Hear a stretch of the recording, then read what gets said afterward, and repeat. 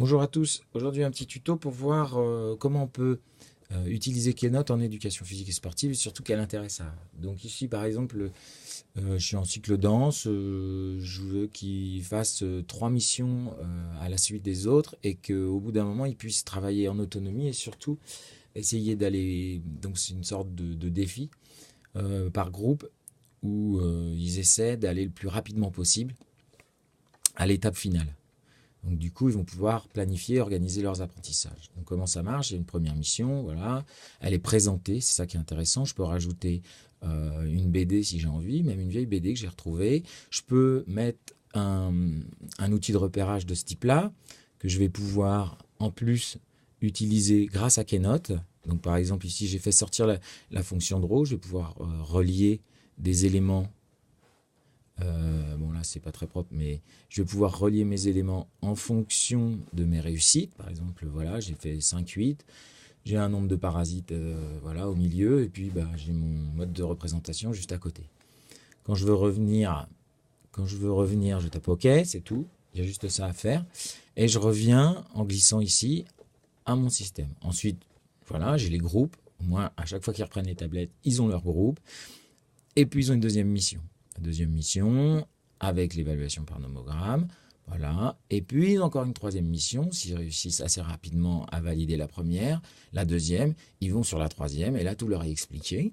Bien sûr, ça nécessite quand même des explications supplémentaires. Et enfin, ils ont des étapes dans la dernière mission. C'est-à-dire qu'il faut qu'ils réussissent à aller jusqu'au fond vert, là, pour pouvoir être évalués en très satisfaisant. Là encore, ils peuvent sortir la fonction draw et puis m'indiquer dans quel ordre ils pensent pouvoir faire découvrir à un jury sur le côté les intentions qu'ils ont mises. Alors, par exemple, robotiser, glisser, croiser, onduler. Ça, c'est des intentions qu'ils doivent faire découvrir sur le côté. Ils cachent leur tablette de ce type. Non, comme ça, ils cachent, les autres ne peuvent pas le voir, et les autres indiquent, eux, l'ordre qu'ils pensent trouver, et voilà, ici, ils se retrouvent ici. Et ça n'est pas revenu, donc il ne faut pas qu'ils ferment. Mais bon, c'est pas très grave, ils n'ont pas besoin de fermer. Enfin, ils collent leur chef-d'œuvre avec la petite fonction qui est ici, avec le plus qui est ici, ils vont chercher dans les vidéos,